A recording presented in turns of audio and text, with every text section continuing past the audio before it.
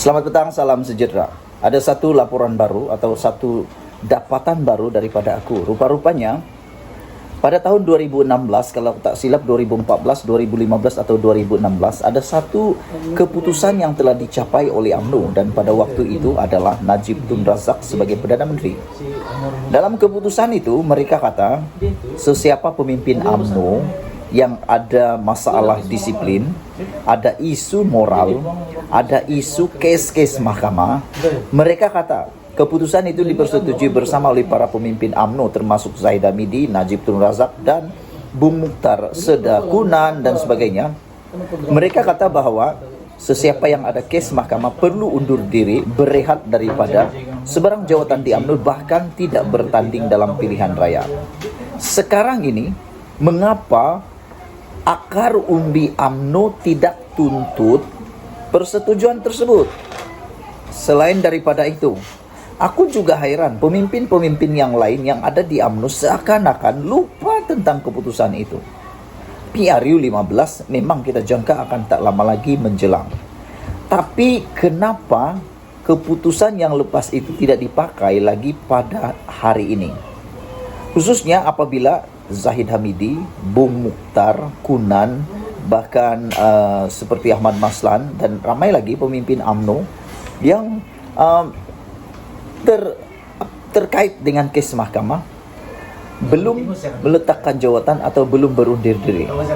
Yang lebih teruk lagi, parti-parti politik yang lain pun harus dituntut juga.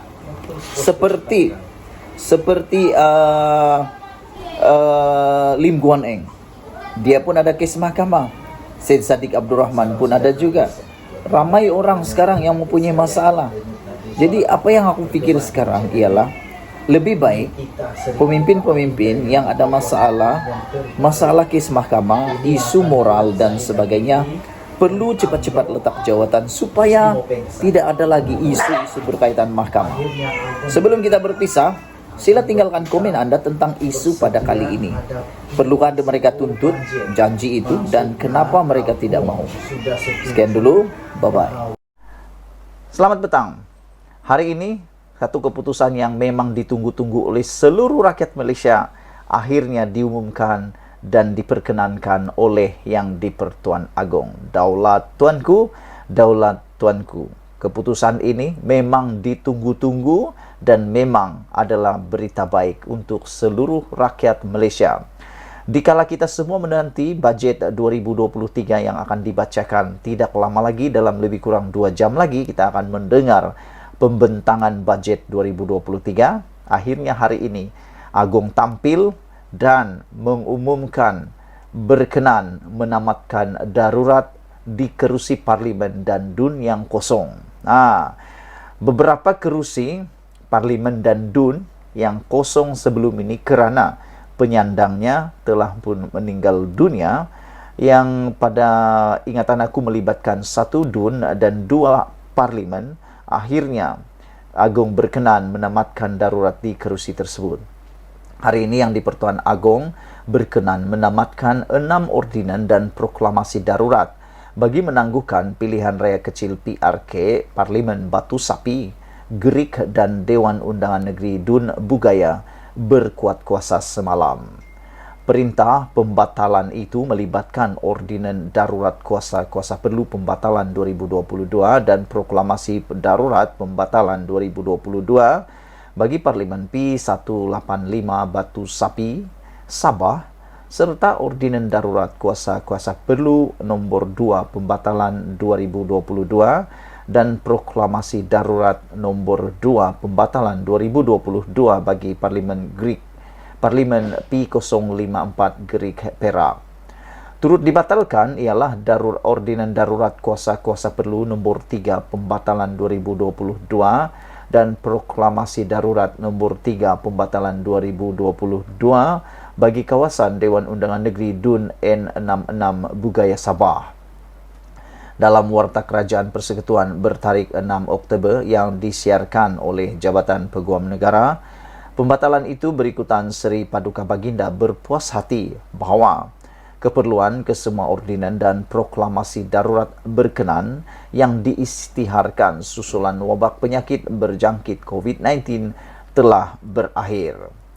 Pembatalan semua ordinan dan proklamasi darurat berkenan mengikut Fasal 2B Perkara 150 Perlembagaan Persekutuan dan Fasal 1 dan Fasal 3 Perkara 150 Perlembagaan Persekutuan. Warta Kerajaan Persekutuan itu turut menyatakan perkara itu akan dibentangkan di Parlimen menurut Fasal 3 Perkara 150 Perlembagaan Persekutuan. Sebelum ini, Yang di-Pertuan Agong memperkenan istihar darurat di Parlimen Batu Sapi berkuat kuasa 8 November 2020 serta Parlimen Gerik dan Dun Bugaya berkuat kuasa 12 Disember 2020 untuk membendung penularan COVID-19.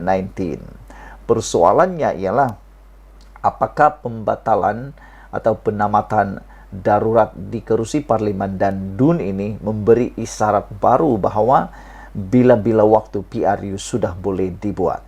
Kerana maksud darurat di kerusi-kerusi yang baru disebutkan sebentar tadi itu ialah supaya pilihan raya memang tidak boleh diadakan kerana darurat pada waktu itu di kawasan tersebut dan untuk mengelak penularan COVID-19.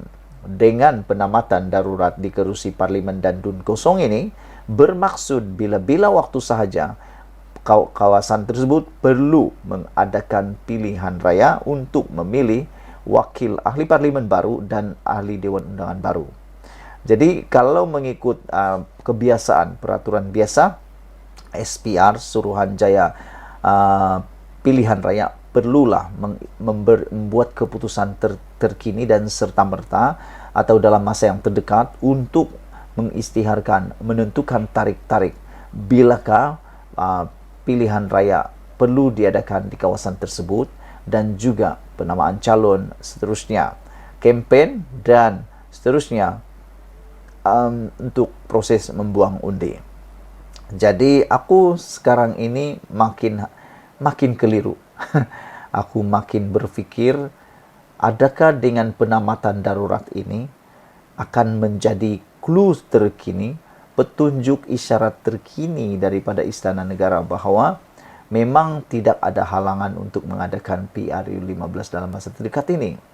Ataupun kedua, meskipun penamatan darurat ini telah diperkenan oleh Yang di-Pertuan Agong, kita belum mendengar lagi apa-apa berita daripada SPR berkaitan kedudukan pilihan raya untuk kawasan tersebut. Kerana ianya akan mengambil masa paling pun 2 bulan. Jadi kalau sekarang bulan 10, bulan 12 atau bulan 1 mungkin akan perlu pilihan raya di kawasan tersebut. Itu pun bergantung kepada pengisytiharan daripada SPR. Itu dia keputusan terkini daripada Istana Negara yang telah rasmi Agong perkenan darurat tamatkan darurat. Agong berkenan menamatkan darurat di kawasan Parlimen dan Dun yang kosong. Semoga dengan keputusan ini akan dapat dipilih dengan segera wakil rakyat bagi memimpin kawasan tersebut, membangunkan kawasan tersebut. Kita jumpa lagi untuk isu yang seterusnya.